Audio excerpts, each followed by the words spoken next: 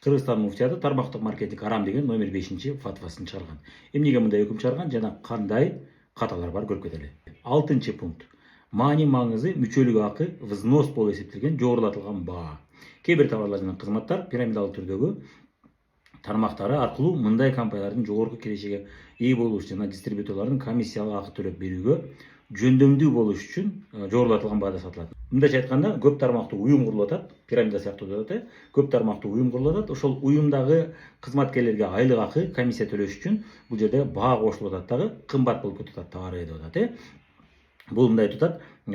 Бул тажрыйба маани маңызы сүткорлук болуп эсептелген каржы пирамидасына окшошуп кетет деп атат. Эми бул жерде айырмалап атат каржы пирамидасын. Ооба, кошулабыз. Каржы пирамидасында жана жашыруун каржы пирамидасында ушул көрүнүш бар. Товар негизсиз кымбатталган, адамдарга көп суммада акча төлөш үчүн болуп калат андай. Негизинен кээ бир компанияларда бул ушул жашыруун каржы пирамидасы жасаган сыяктуу көрүнүштөрдү жасашы мүмкүн.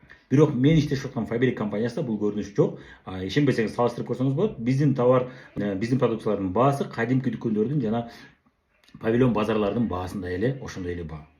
Бирок кызмат акы төлөп атат, жакшы эле төлөп атат, чоң суммаларда эле киришилерди алабыз. Эмнеге мындай болуп атат? Жана мен буга чейин айтып кеткендей, ар бир тармактык маркетингде компаниясында деги эле тармактык маркетинг эмес, баардык бизнестерде, баардык чоң компанияларда сөзсүз түрдө маркетингке, реклама деген бюджет болот.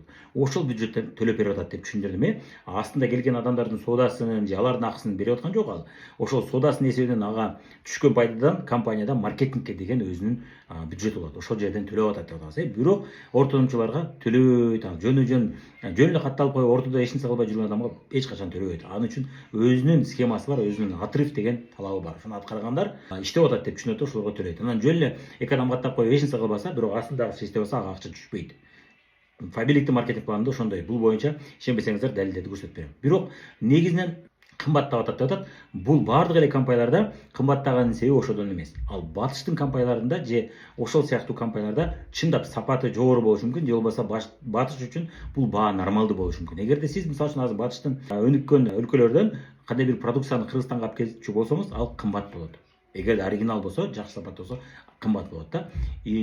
Эч убакта ал арзан болбойт. Жана ошондой эле батыштын компаниялары, алар батышка саткандыктан, алар батыштагы адамдардын чөнтөгүнө, бюджетине ылайык кылып бааны коюшат. Себеби аларда билесиздер, арендалар жогору, көп нерсе жогору, анан арзан коюп койсо батыштын эли ишенбейт дагы. Анан ошол баа менен, ошол бюджет менен бизге Кыргызстанга келип атат да, ошол баада сатып атат.